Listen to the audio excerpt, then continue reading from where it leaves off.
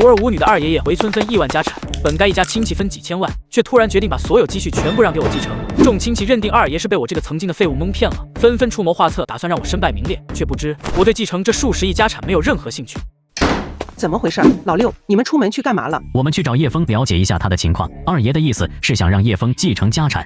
什么？凭什么？就是叶枫有什么资格继承？他算什么东西啊？屁都不是！你继续说啊，大声点，看看你二爷爷会不会出来抽你2巴掌。你还是把话说清楚点。二爷为什么要让叶枫继承家产？你们出去这一趟都干嘛了？原因不是很简单吗？你们这些人加一起都比不上叶枫的一根手指。你这话也太离谱了！我们加一起比不上他一根手指，就那个开个破国产车的家伙，他配吗？破国产车。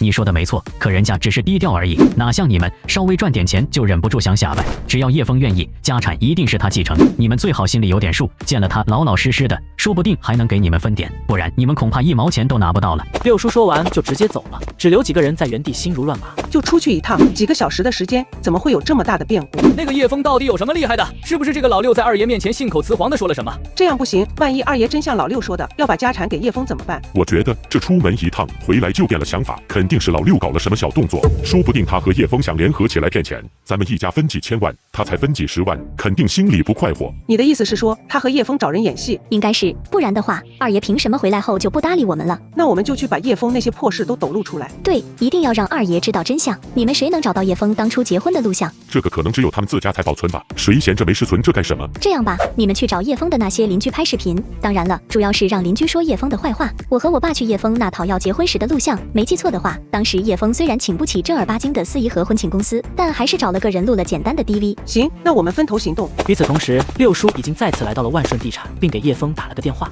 叶枫连忙从楼上跑了下来。六叔，你怎么来这了？想买房子啊？叶先生，这位是？这是我老家的亲戚，六叔。不知道想买哪的房子？荣城的房产商我大部分都认识，不说一定能拿到成本价，起码比自己去买要便宜得多。我不是来买房子的，主要是找叶枫有点事情。行吧，那葛总你们先忙，我带六叔找个地方坐一会。那叶先生你们忙，项目上的事情我会交代下去，尽快办妥的。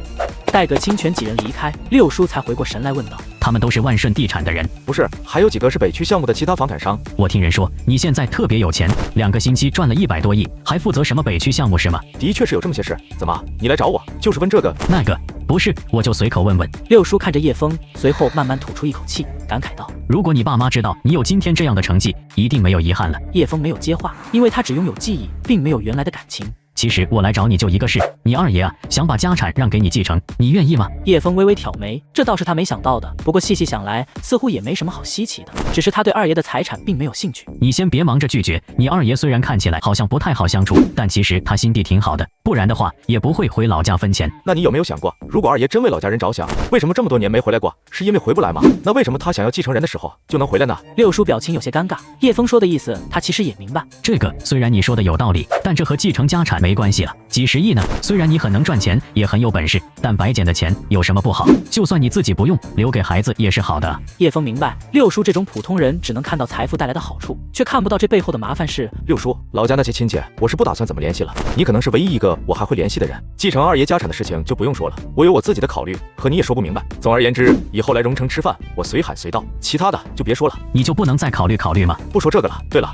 之前你说你一直在外面做瓦工，有没有想过回荣城发展？我现在和几家房地产公司的关系还不错，待遇挺好的。如果你想的话，我可以安排你去工作。另外，家里在荣城有房子吗？儿女的工作、住所什么的，我都可以帮上忙。六叔看出了叶枫的坚定，知道自己说再多也白搭，只能叹气道：不用了，你一个孩子都知道靠自己的努力去赚钱，我一把年纪了，还靠你们这些小辈帮忙，那也太丢人了。不过你弟弟在荣城大学刚毕业，还没找工作，又是学的土木工程，如果可以的话，倒是想让你帮帮他。至于其他的，我自己能行。那行，你把他电话给我，或者约出来一块吃个饭，我把葛总他们也喊着，到时候小弟想做什么工作，直接和葛总谈就行了。待遇方面不用担心，有我在，待遇不会差的。六叔也不多话，就直接拿出手机给儿子叶宏伟打了过去。干嘛？我等着面试呢，有没有重要的事？没有我就挂了。啊，你去面试了？哪家公司啊？万顺地产，你到底有什么事啊？面试官喊我了，不说了。